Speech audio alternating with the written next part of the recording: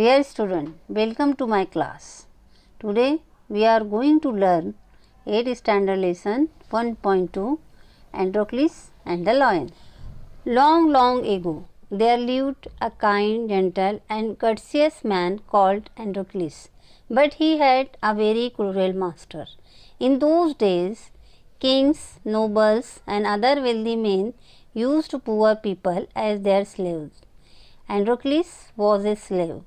The slaves were forced to work for their masters. They had to do what their masters told them. They had no freedom, no rights. Even when they were unhappy with their master, they could not leave him. They were bound by law to obey their master, however wicked he might be. Now we will see the translation one line by line. बहुत पहले एक रहमदिल महज़्ज़ब आदमी रहा करता था जिसका नाम Androcles था।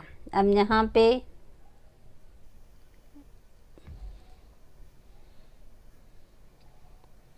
कर्टसियस का मतलब इन इंग्लिश पोलाइट और उर्दू में इसका मतलब महज़्ज़ब होता है। महज़्ज़ब तहज़ीब वाला, दूसरों को इज्जत देने वाला।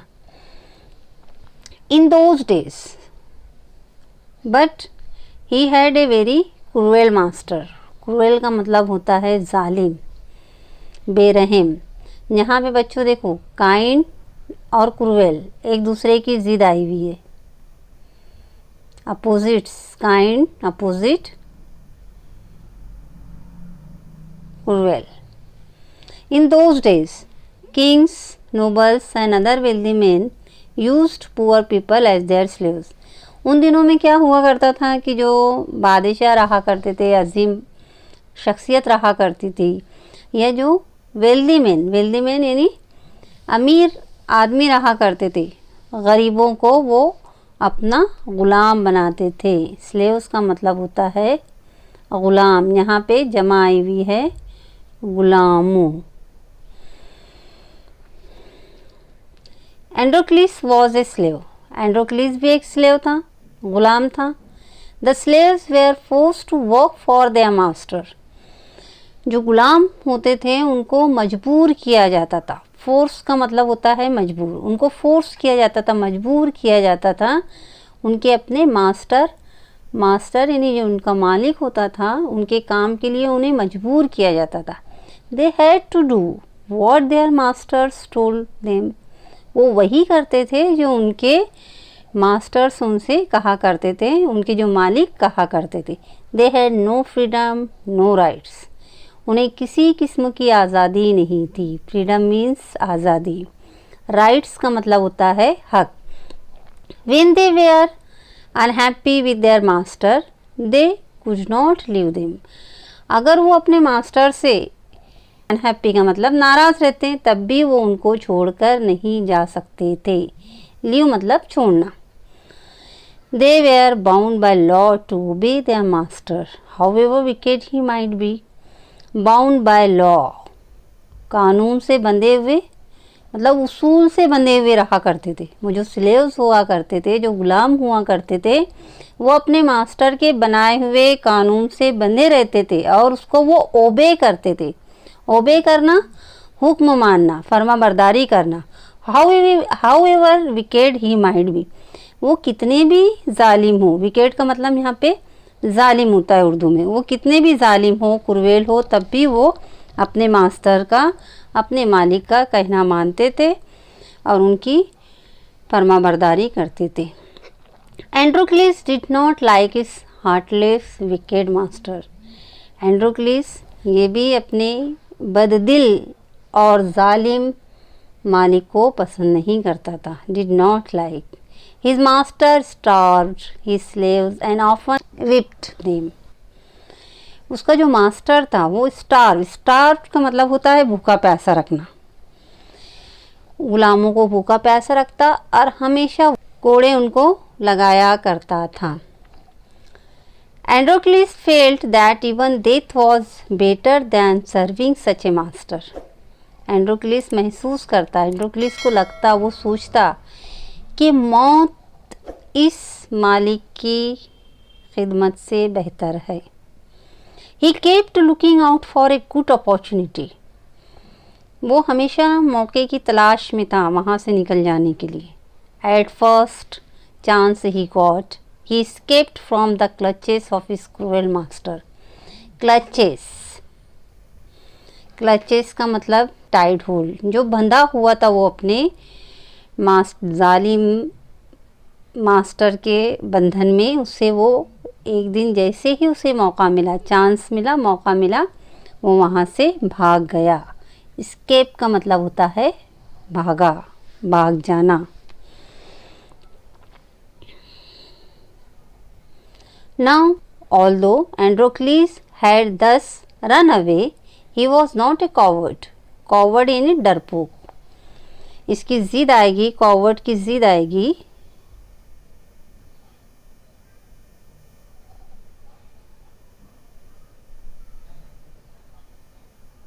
Brave, opposite. अगरचे एंड्रोक्लिस वहाँ से भागा, लेकिन वो कॉवर्ड नहीं था, डरपोक नहीं था।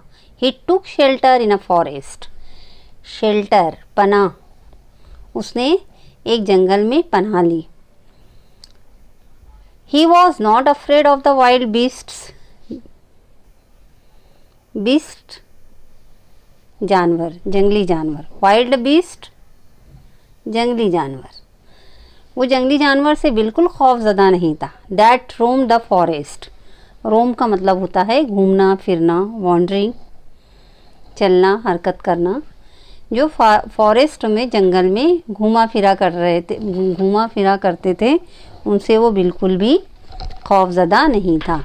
He did not mind that he had no roof over his head.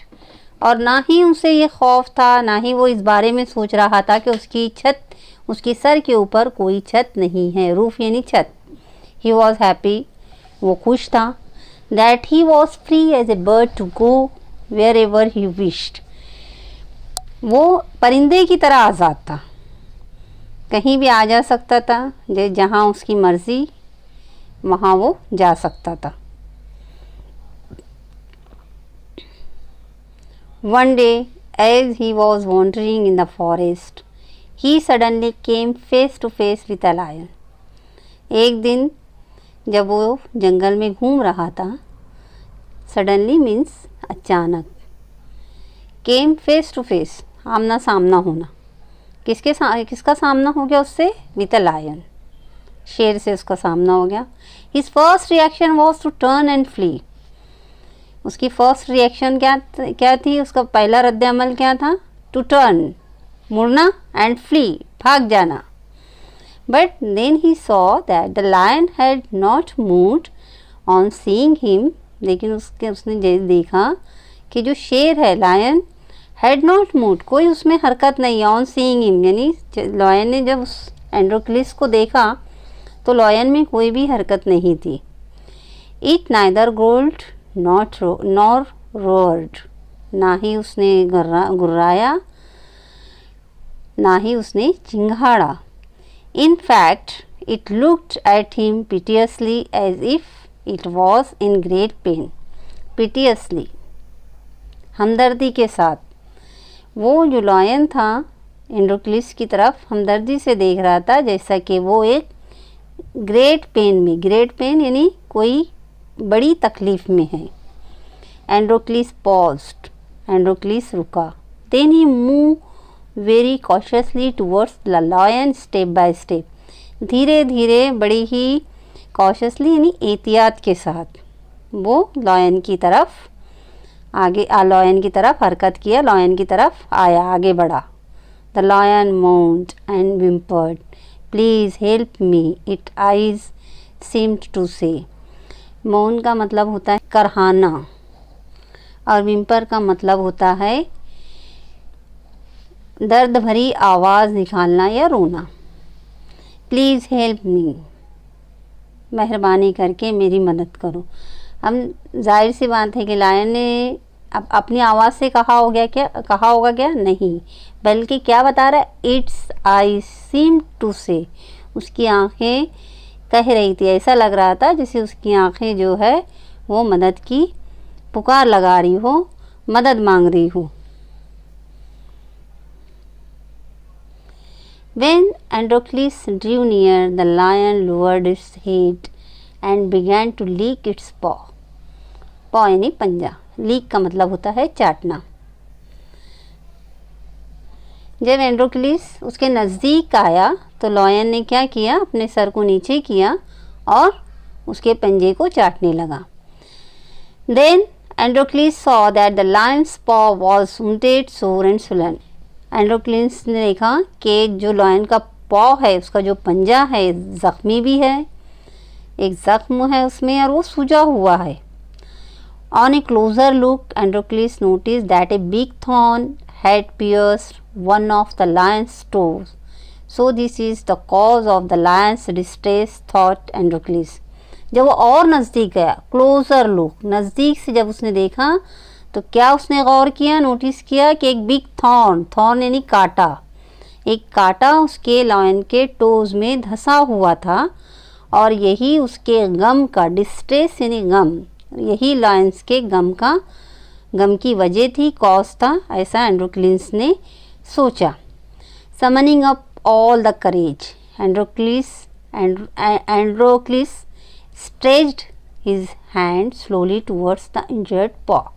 अपनी हिम्मत को, करेज यानी हिम्मत, अपनी ताकत को उसने समनिंग अप करा,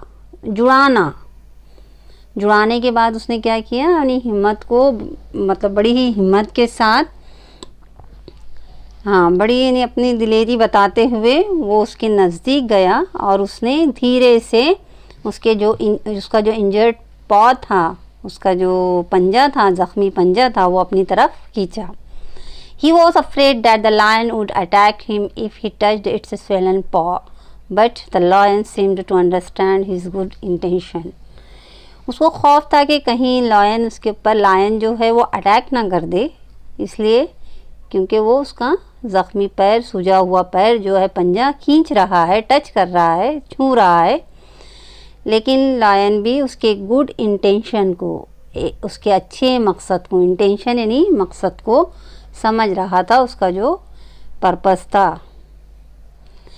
Androcles took the paw in his left hand. Deftly he pulled out the thorn, then tearing a piece of his own clothing, the kind man bound up the lion's injured paw. To his surprise and wonder, the lion then licked his arm as if to show gratitude. Androcles ने उसके पैर को अपने उल्टे हाथ में लिया और उसके कांटे को उसने बड़ी ही आसानी से, स्किलफुली, हुनरमंदी के साथ और जल्दी से खींच लिया। टेफली, हुनरमंदी के साथ जल्दी से उसने उसको पुल्ड आउट, खींचना, और अपना जो एक कपड़ा था उसका टुकड़ा फाड़ कर उसने उसके ज़ख्म पर बांध दिया। टू हिज सरप्राइज, एंड्रोक्लिस को सरप्राइज़ हुआ, ताज्जुब किया उसने, किस बात पे कि जो लायन था वो उसके आम को, आम यानी कि बाजू, उसके बाजू को वो चाट रहा था, जैसा कि अपना ग्रैटिट्यूड का मतलब होता है एहसान मंदी ज़ाहिर करना, जैसा कि वो अपनी एहसान मंदी, अपना एहसान जो उसने किया था एंड्रोक्लिस ने उसके ऊपर, उसको वो ज़ाहिर कर रहा हो। Androcles remain with the lion till it could walk again, वो उसके साथ रहा, उसके साथ ही ठहरा रहा, कब तक के, जब तक कि वो दोबारा चलने के काबिल नहीं हुआ। He would hunt in the forest and share his food with the helpless beast. वो जाता, जंगल से ग़िज़ा लाता और वो ग़िज़ा को इस हेल्पलेस यानी मजबूर, इस मजबूर बीस्ट यानी जानवर को भी देता, उसके साथ शेयर करता, वो बांटता। Every day he would clean and trace the lion. Soon the lion was able to move about. Many times it followed Androcles wherever he went. रोज़ाना वो उसके ज़ख्म को साफ़ करता, उसको ड्रेसिंग करता। जल्द ही लायन जो था, शेर जो था, वो चलने फिरने के काबिल हो गया। और बहुत वक्त ऐसा होता कि लायन भी एंड्रोक्लिस के साथ जहाँ वो जाता उसके साथ वो भी रहता। In the meanwhile, Androcles' master had complained to the authorities that his slave Androcles had run away. Soldiers were sent in all directions to capture Androcles. They searched for him high and low but couldn't find him. At last they came to the forest where Androcles lived. उन्हीं दिनों में या उन्हीं दिनों के दौरान जो Androcles का मास्टर था उसने अथॉरिटीज़ से कंप्लेन किया कि उसका जो ग़ुलाम है वो भाग गया है। उसके जो सिपाही थे सोल्जर्स, उसके जो सिपाही थे वो तमाम सिमतों में डायरेक्शन तमाम सिमतों में एंड्रोक्लिस को पकड़ने के लिए, टू कैप्चर यानी पकड़ने के लिए चारों सिमतों में फैल गए।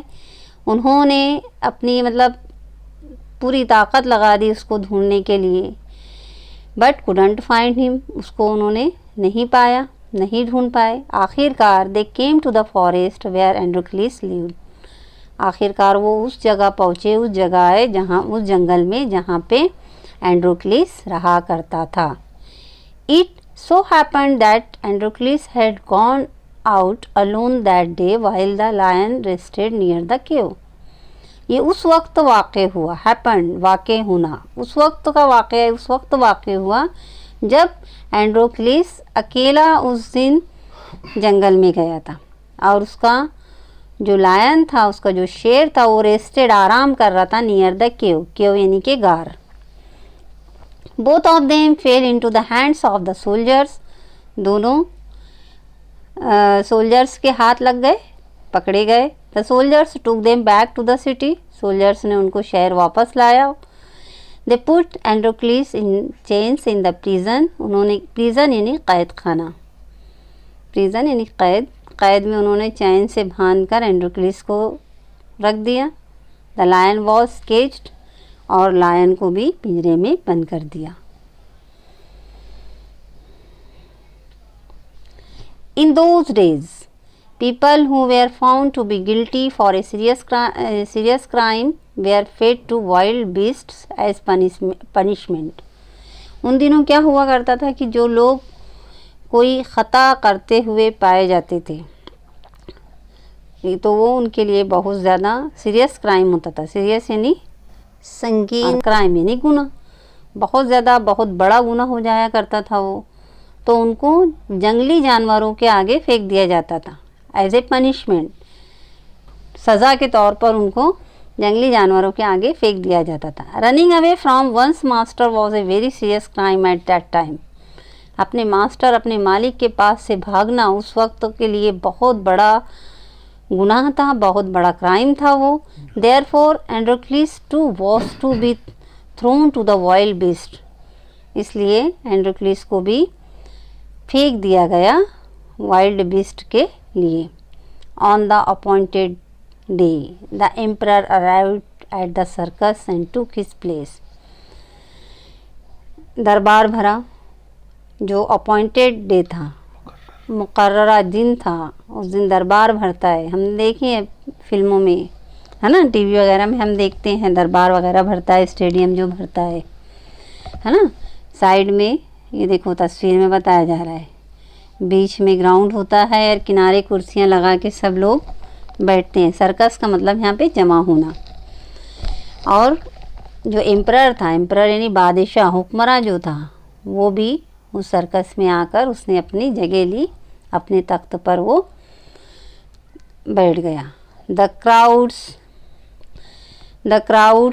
cheered loudly. The trumpeters blew the trumpet and Androcles was brought into the arena. Arena, a ground surrounded by seats on all sides of sports and other public events. Stadium वगैरह होता है ना, एक ग्राउंड होता है जो कुर्सियों से सराउंडेड होता है, घिरा हुआ होता है, चारों तरफ कुर्सियाँ होती है और जो ऑडियंस होते हैं उस कुर्सी पे बैठकर नज़ारा देखते हैं। तो वैसे ही एरेना उस जगह को कहा जाता है। His chains were unbound Androcles की चेन जो थी वो खोल दी गई, अनबाउंड खोल दी गई। He felt weak and dismayed, वो बहुत ही कमज़ोरी महसूस कर रहा था और गमगीन भी था, डिसमेड भी था। He was certain that he was certain that this was the last day of his life. उसको यकीन था, सर्टन, ये यकीन था कि आज उसकी ज़िंदगी का आखिरी दिन है।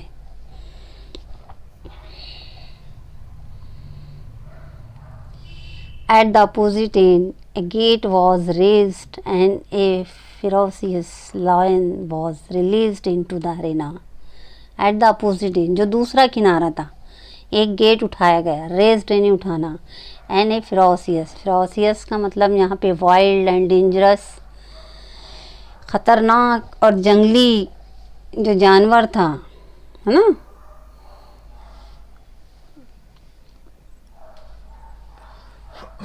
फेरोसियस ख़तरनाक जंगली जो शेर था, लायन था, वॉज रिलीज्ड यानी छोड़ देना, इनटू द एरेना, उस ग्राउंड में छोड़ दिया गया। It had been kept hungry to make it more ferocious, उसको ज़्यादा खूंखार बनाने के लिए क्या किया गया, उसको भूखा रखा गया। Androcles was filled with fear, वो गम से भर गया, गमज़दा हो गया। But he put up a brave front, लेकिन उसने अपने आप को बहादुर जाहिर किया, अपनी बहादुरी दिखाई। फियर, खौफ, डर, वो डर से भरा हुआ था, लेकिन उसने अपने आप को फिर भी अपनी हिम्मत दिखाई, अपने आप को बहादुर दिखाया। The lion saw Androcles and rushed towards him, bounding and roaring, but suddenly it stopped in its attacks. क्या हुआ कि लायन ने जैसे ही एंड्रोक्लिस को देखा, इंसान को देखा, वो उसकी तरफ दौड़ा और चिंगाड़ने लगा, लेकिन अचानक ही स्टॉप्ड, वो रुक गया, इन इट्स ट्रैक्स, उसके रास्ते पे फिर रुक गया वो। Then it move slowly forward, फिर वो धीरे धीरे आगे बढ़ने लगा। At all its rage seemed to have melted, rage यानी गुस्सा, उसका जितना गुस्सा था ऐसा लग रहा था जैसे वो मेल्ट हो चुका, मेल्ट यानी पिघलना, ख़त्म होना। एंड्रोक्लिस सॉ दिस टू, वो भी ये देख रहा था। Each friend recognised the other, दोनों दोस्तों ने एक दूसरे को पहचान लिया। रिकग्नाइज्ड का मतलब होता है पहचानना। टू एवरीवन्स अमेजमेंट, अमेजमेंट हैरत, सरप्राइज्ड, हर एक के लिए एक हैरत थी। The lions bounded towards Androcles again, but when it reached him it began to purr and rub its nose against him. क्या किया उसने कि जब वो एंड्रोक्लिस के पास पहुंचा है तो उसने उसकी नाक थोड़ा सहलाना शुरू किया। एंड्रोक्लिस हग द लायन, हग करना, बगलगीर होना, गले मिलना। एंड्रोक्लिस ने लायन को बगलगीर किया, मतलब उसको गले से लगा लिया। He wept with relief and joy, wept रोया, रोया, रिलीफ आराम, जॉय खुशी, मतलब ये जो रोना था उसका गम से नहीं था, बल्कि उसको एक जो सुकून मिला था, एक खुशी मिली थी। उसको जो खौफ था कि अब उसकी ज़िंदगी का आखिरी दिन है, लेकिन यहाँ जब उसने देखा कि सामने उसका अपना दोस्त ही है, तो ये जानकर उसके आंखों से खुशी के आंसू निकल गए। The audience including the emperor watch this tender site in great wonder, जो ऑडियंस थे, ऑडियंस तमाशाबीन, तमाशा देखने वाले जो थे, और इंक्लूडिंग द एम्परर, उसमें एम्परर भी शामिल था। जब उन्होंने देखा ये नाजुक नज़ारा, टेंडर का मतलब ऐसा नाजुक होता है, ये जब साइड नज़ारा उन्होंने देखा इन ग्रेट वंडर, वो भी एक बड़े ताज्जुब में थे। People began to cheer Androcles and ask for his release, लोगों ने इसको चेयर अप किया, उसकी हौसला अफजाई किया, उससे पूछा कि ये जो छूट गया हो, रिलीज़ यानी छूट गया हो, बच गया, उसका अपना माजरा क्या है। The emperor ask Androcles to explain the lion's strange behaviour, emperor उस हुक्मरान ने भी एंड्रोक्लिस से पूछा कि बयान करो। तो ये स्ट्रेंज बिहेवियर जो था, स्ट्रेंज यानी अजीब, बिहेवियर यानी सलूक, जो लायंस का एक अजीब व गरीब बिहेवियर था उसके साथ, उसका क्या माजरा है, बयान करो। When he heard the whole story the emperor was also move by the gratitude and friendship between man and the beast. जब एम्परर ने इस कहानी को सुना तो वो भी इंसान और जानवर के दरमियान की जो दोस्ती थी, जो उनके एहसान का एक ताल्लुक़ था, उससे वो बहुत मुतासिर हुआ। He ordered that Androcles should be set free यानी आज़ाद करना। उसने ऑर्डर दिया, उसने हुक्म दिया कि एंड्रोक्लिस को आज़ाद कर दिया जाए, आज़ाद कर देना चाहिए। He would know longer be slave, उसको अब हम स्लेव बनाकर नहीं रख सकते, गुलाम नहीं बना सकते। When the emperor asked Androcles what other reward he would like, उसने पूछा कि तुम्हारा दूसरा इनाम क्या रहेगा। Androcles replied that he did not want anything for himself. उसने क्या जवाब दिया, रिप्लाई नहीं जवाब देना, रिप्लाइड जवाब दिया कि उसे कुछ भी वो दूसरी चीज़ नहीं चाहता खुद के लिए, फॉर हिमसेल्फ खुद के लिए, but he wanted the lion to be set free too. क्या चाहता है वो कि उसके साथ साथ शेर को भी सेट फ्री किया जाए, आज़ाद किया जाए। The two friends went back to the forest to live a free life. दोनों दोस्त वापस जंगल में चले गए और एक आज़ाद ज़िंदगी गुजारने लगे। तो बच्चों, इस कहानी से हमको ये सीख मिलती है कि कर भला तो हो भला।